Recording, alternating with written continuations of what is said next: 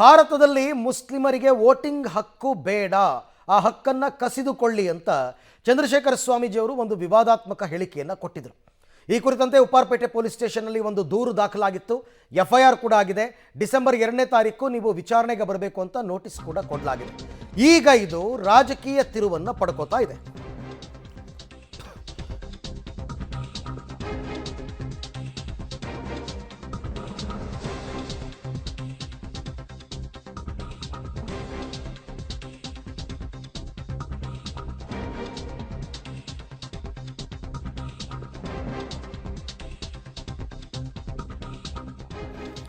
ಭಾರತದಲ್ಲಿ ಮುಸ್ಲಿಮರಿಗೆ vote ban ಮಾಡಿ ಅಂತಕ್ಕಂಥ ಹೇಳಿಕೆಯ ವಿವಾದ.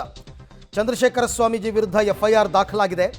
ಡಿಸೆಂಬರ್ 2 ಬೆಳಗ್ಗೆ 11 ಗಂಟೆಗೆ ಹಾಜರಾಗುವಂತೆ ಉಪ್ಪಾರಪೇಟೆ ಪೊಲೀಸರು ನೋಟಿಸನ್ನು ಕೊಟ್ಟಿದ್ದಾರೆ. ವಿಚಾರಣೆಗೆ ಹಾಜರಾಗಿ ಅಂತ. ನವೆಂಬರ್ 26ನೇ ತಾರೀಕು ಫ್ರೀಡಂ ಪಾರ್ಕ್ನಲ್ಲಿ ಈ ಹೇಳಿಕೆಯನ್ನು ಕೊಟ್ಟಿದ್ದರು ಸ್ವಾಮೀಜಿ.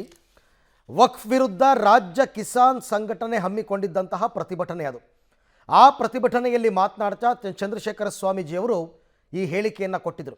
ನಮ್ಮ ದೇಶದಲ್ಲಿ ಮುಸ್ಲಿಮರಿಗೆ ವೋಟ್ ಬ್ಯಾನ್ ಮಾಡಿದ್ರೆ ಎಲ್ಲವೂ ಸರಿ ಹೋಗುತ್ತೆ ಅಂತಕ್ಕಂಥ ಒಂದು ವಿವಾದಾತ್ಮಕ ಹೇಳಿಕೆ. ಈ ಹೇಳಿಕೆಯ ವಿರುದ್ಧ ಉಪ್ಪಾರಪೇಟೆ ಪೊಲೀಸ್ ಸ್ಟೇಷನ್ನಲ್ಲಿ ಮೊದಲಿಗೆ ಒಂದು ದೂರು ದಾಖಲಾಗುತ್ತೆ. ಆ ದೂರು FIR ಆಗುತ್ತೆ.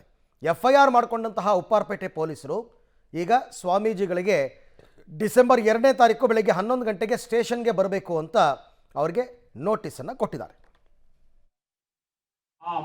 ನಮ್ಮ ದೇಶಕ್ಕೆ ಒಳ್ಳೆ ಕೀರ್ತಿ, ಒಳ್ಳೆ ಅಭಿಪ್ರಾಯ ಬರಬೇಕು ಅಂದರೆ ಈ ರಾಜಕೀಯದವರು ಮಾಡ್ತಾ ಇರ್ತಕ್ಕಂಥದ್ದು ಓಟ್ಗೋಸ್ಕರ ಮಾಡ್ತಾ ಇರೋದ್ರಿಂದ ಆ ಮುಸ್ಲಿಂ ಜನಾಂಗಕ್ಕೆ ಈ ಓಟಿನ ಪವರೇ ಇಲ್ಲ ಅಂತ ಮಾಡಿಬಿಟ್ರೆ ಕಾನೂನು, ಆಗ ಎಲ್ಲರೂ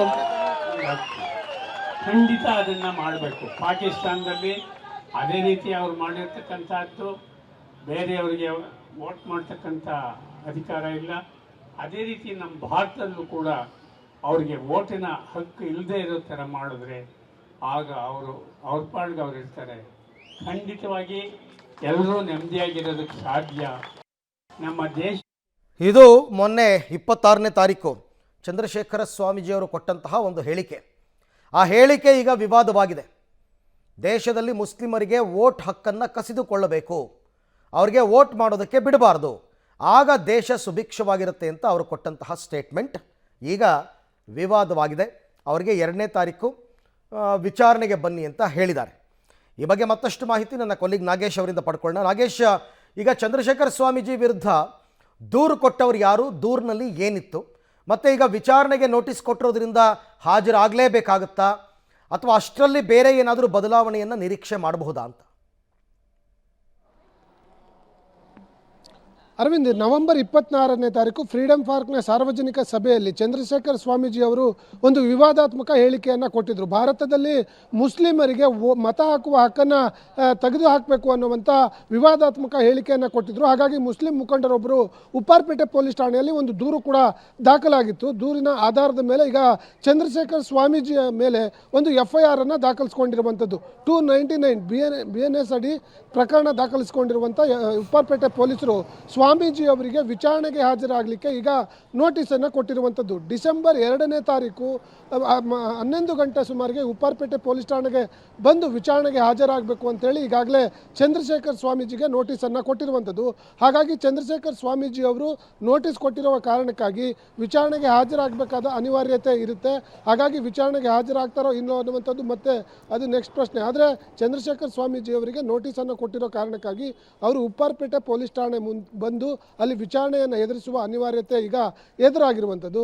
ಅವರ ಹೇಳಿಕೆ ಏನಿತ್ತು ಅದರ ಆಧಾರದ ಮೇಲೆ ಕ್ರಮವನ್ನು ಕೈಗೊಳ್ಳಬೇಕು ಅಂತೇಳಿ ಮುಸ್ಲಿಂ ಮುಖಂಡರೊಬ್ಬರು ಚಂದ್ರಶೇಖರ್ ಸ್ವಾಮೀಜಿಯ ವಿರುದ್ಧ ದೂರನ್ನು ನೀಡಲಾಗಿತ್ತು. ರೈಟ್, ಥ್ಯಾಂಕ್ ಯು ನಾಗೇಶ್ ತಮ್ಮೆಲ್ಲ ಮಾಹಿತಿಗೆ. ಒಟ್ಟಾರೆ ಇವಾಗ ಇಷ್ಟೇ ವಿಚಾರ, ನೋಟಿಸ್ ಕೊಟ್ಟಿದ್ದಾರೆ, ವಿಚಾರಣೆಗೆ ಹಾಜರಾಗಬೇಕು. ಆದರೆ ಇದು ರಾಜಕೀಯ ಸ್ವರೂಪವನ್ನು ಪಡ್ಕೋತಾ ಇದೆ. ಮುಂದಿನ ದಿನಗಳಲ್ಲಿ ಇದು ಯಾವ ರೀತಿ ಬದಲಾಗುತ್ತೆ ಗೊತ್ತಿಲ್ಲ. ಯಾಕೆಂದರೆ ಸರ್ಕಾರ ಇದ್ರ ಬಗ್ಗೆ ಇನ್ನೂ ಏನು ರಿಯಾಕ್ಟ್ ಮಾಡಿಲ್ಲ. ಆ್ಯಸ್ ಯೂಶುವಲ್ ಒಬ್ಬರು ದೂರು ಕೊಟ್ಟಿದ್ದಾರೆ, ಇವರು FIR ಮಾಡ್ಕೊಂಡಿದ್ದಾರೆ, ನೋಟಿಸ್ ಕೊಟ್ಟಿದ್ದಾರೆ. ಬಟ್ ಸರ್ಕಾರದ ನಿಲುವೇನು? ಯಾಕೆಂದರೆ ಇದು BJP ಅವರು ಇದನ್ನು ಒಕ್ಕಲಿಗಾಸ್ತ್ರವಾಗಿ ಬಳಸ್ಕೊಳ್ತಕ್ಕಂಥ ಸಾಧ್ಯತೆ ಇದೆ. ಈಗಾಗಲೇ ನಿನ್ನೆ ಅಶೋಕ್ ಅವರು ಅಶ್ವಥ್ ನಾರಾಯಣ್ ಅವರೆಲ್ಲರೂ ಹೋಗ್ಬಿಟ್ಟು ಚಂದ್ರಶೇಖರ ಸ್ವಾಮೀಜಿಯವರನ್ನ ಈಗಾಗಲೇ ಭೇಟಿಯಾಗಿ ಧೈರ್ಯ ತುಂಬಿ ಬಂದಿದ್ದಾರೆ.